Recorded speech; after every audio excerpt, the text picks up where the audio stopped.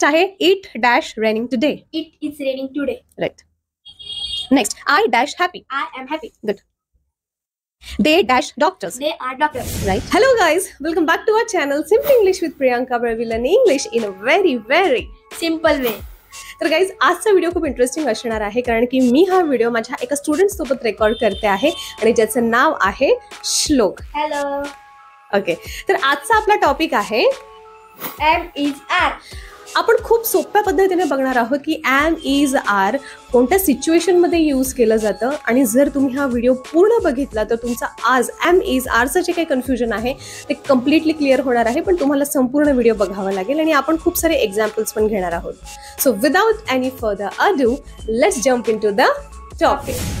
तर आपण पहिले बघूया की एमचा वापर कुठे केला जातो. तो we use am with I.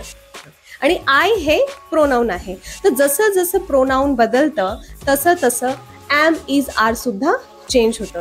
आणि तुम्हाला लक्षात ठेवायचं आहे की एम इज आर आपण प्रेझेंटमध्ये बोलण्यासाठी करतो. म्हणजे प्रेझेंट टेन्स म्हणजेच काय, वर्तमान काळ. राईट. तर वर्तमान काळामध्ये जर आपल्याला काही सांगायचं असेल तर आपण एम इज आरचा वापर करतो. आणि दुसरं म्हणजे हे जे एम इज आर आहे these are the forms of verb to be. Verb to बीचे हे फॉर्म आहेत. ठीक आहे. आय नेहमी एम सोबत यूज केला जातो, म्हणजे आपल्या स्वतः बाबतीत काही सांगण्यासाठी प्रेझेंटमध्ये आय सोबत नेहमी एमचा वापर होतो. इथे तुम्हाला गडबड करायची नाहीये. ठीक आहे. चला आपण श्लोकला काही एक्झाम्पल्स विचारूया, त्याच्यातून तुमचं पण कन्फ्युजन दूर होईल. ओके, जर श्लोक मला म्हणायचं आहे की मी रडत आहे तर याचं ट्रान्सलेशन कसं होईल? I am crying. मी खुश आहे. I am happy. मी थकली आहे. I am tired. मी डॉक्टर आहे. I am a doctor. मी टीचर आहे. I am a teacher. Right. तर बघितलं इथे आपण स्वतःबद्दल मी खुश आहे, मी डॉक्टर आहे, माझा मूड कसा आहे. म्हणजे जेव्हा आपण प्रोफेशन सांगतो तेव्हा आपण आय एमचा वापर करतो. जेव्हा माझा मूड कसा आहे हे सांगायचं असेल तेव्हा सुद्धा आपण एमचा वापर करतो. आणि जर मला एखादी क्रिया आता होते आहे माझ्या बाबतीत जर सांगायचं असेल तरी सुद्धा आपण एमचा वापर करतो. राईट. नेक्स्ट आहे आपला इज. ओके, तर इजचा वापर आपण बघा कशासाठी करतो. तर श्लोक can you please tell me? He, she, it, this, that, noun singular and everyone. तर ही, शी, इट, धिस, दॅट, नाउन पण सिंग्युलर एक असेल तर, आणि एव्हरीवन सोबत सुद्धा इजचा वापर केला जातो. आपण आता काही एक्झाम्पल्स बघूया. ठीक आहे. जर तो मुलगा आहे असं म्हणायचं असेल तर He is a boy.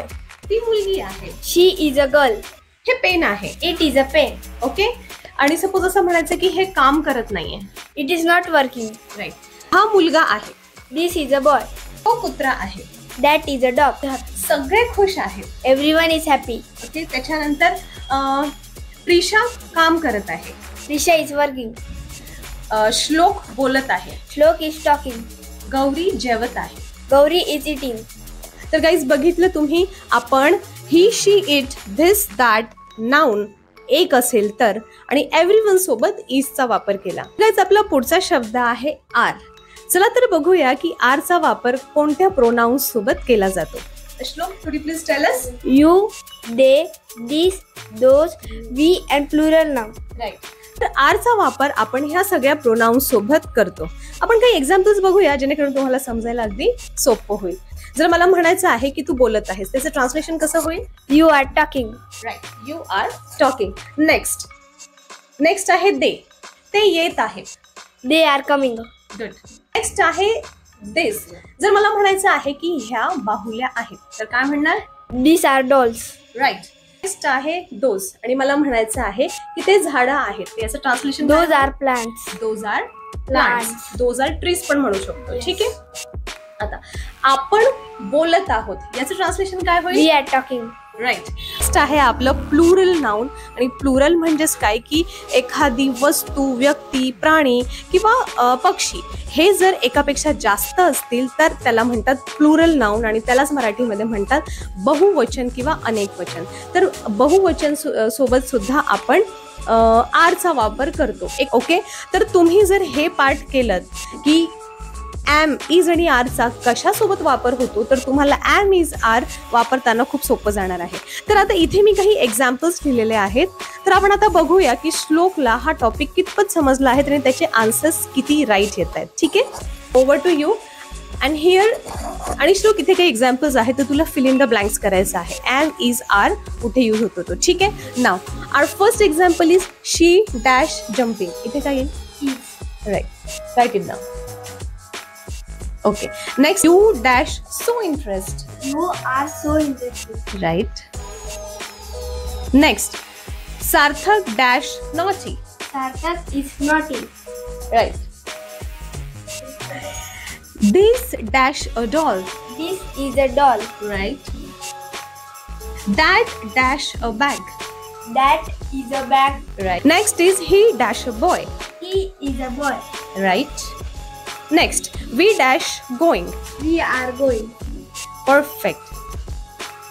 So guys, बघितलं किती इझी टॉपिक आहे हा. पण ग्रामर म्हटल्यानंतर आपल्या बऱ्याच जणांना वाटतं बापरे खूप टफ आहे.